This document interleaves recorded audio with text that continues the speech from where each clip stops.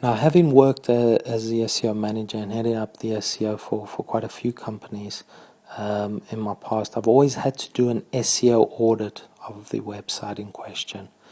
So first of all, if you need to do an SEO audit, if you're ever thinking of joining a company as the SEO executive or SEO manager or head of SEO, first thing you need to do is gain access to the webmaster tools and the analytics tools for the website. So you have to compare the traffic against the Google updates. So there have been many companies that I've joined, and their website kind of took a downfall on a specific date.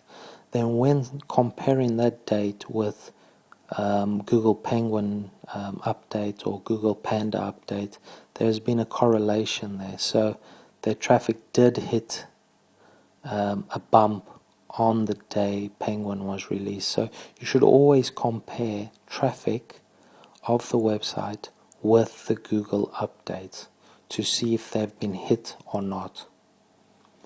Another thing to look at is the site speed and the bounce rate.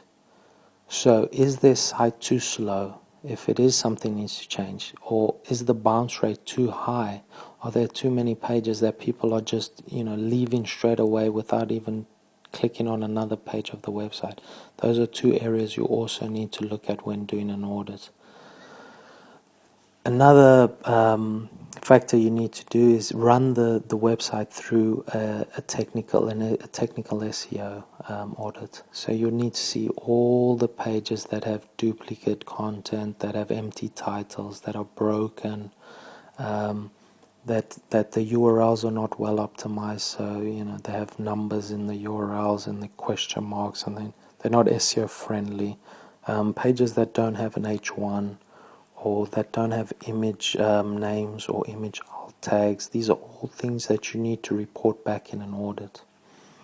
You also have to see if the targeted keywords are applied correctly on the site. So if they are in the title, in the description, in the H1, in bold, if maybe the keyword density is too high or too low. You should always look at the site architecture also. So site architecture means how well your website is linked internally.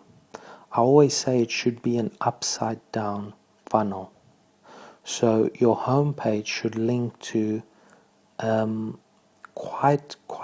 a few pages, a few most important pages on the website, and then these certain limited amount of important pages should then link to the rest of your website.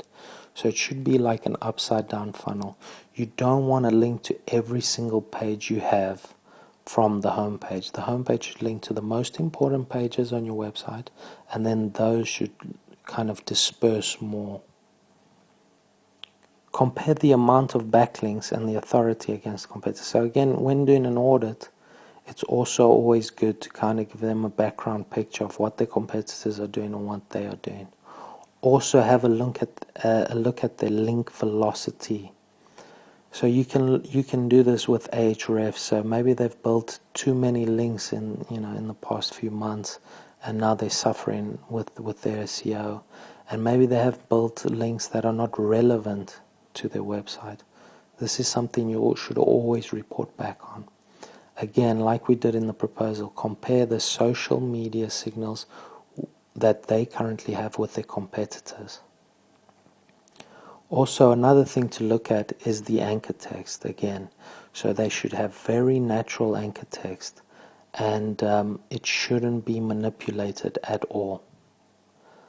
Lastly, but not leastly, you should investigate if new content is being created and if there is authorship. So maybe the website is not tied to an online verified profile, or maybe the website hasn't been updated in months.